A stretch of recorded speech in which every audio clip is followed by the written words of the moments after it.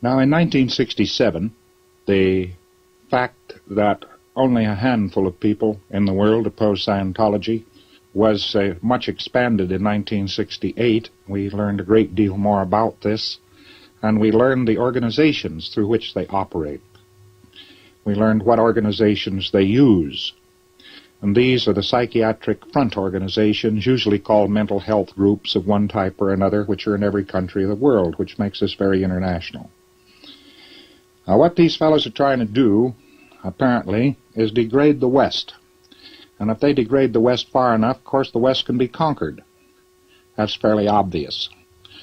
So we come along, and they don't quite know what to make out of us, except it becomes obvious to them that we help people and improve people and give people hope, and this cuts straight across any program involved with degrading the West. Well, that being the case, then the natural thing to do to handle this situation, and the one thing we have to do to handle the situation, is, of course, make the West more capable of defending itself, make it more efficient, make it more able to handle its problems and less likely to become involved with war. War is actually the result of incompetent governments. Now, for public statement, what we're trying to do then is to revitalize the West. Now, you should score that down as the statement which should be made over and over again. What are Scientology organizations trying to do? They're trying to revitalize the West. And how are they trying to revitalize the West? Well, they're trying to revitalize the West by putting forward and insisting upon human rights. The West cannot be revitalized without human rights. And the biggest abuse of human rights which exists today is, of course, the psychiatric violations of human rights and their abuse to patients. Now, this is our job because we are getting increasing numbers of people who have been messed up by psychiatry and in institutions, and some very, very, very ugly stories. Not a few, but many, many, many are coming through into our lines now to such a degree that it is no exaggeration to say that they run psychiatric death camps.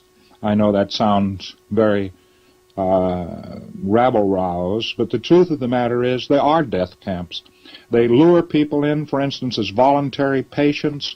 They hurt them, they mess them up, they fill them full of drugs, and they smash them down with 50,000 volts. They tear their brains up. They actually use an instrument which is an ice pick to do this. And the people only live for a very short time when they're treated in this way, and if they don't die at once, which many of them, of course, do. But after the fellow has gone in as a voluntary patient, they won't let him out, and they do other nasty things. They sterilize him, castrate him, mess him up, sexual perversions, that sort of thing with their patients. And this is coming through to us to such an extent that it is a wonder that some of these governments don't object to murder. That sort of is interesting to me, that certain areas don't seem to object to this murder. And they seem to find out that we have occasionally a dirty fingernail, but and therefore we're very bad. But the psychiatrist murders people outright and forthrightly, and he's okay. So figure it out. It tells you that the society is pretty far gone.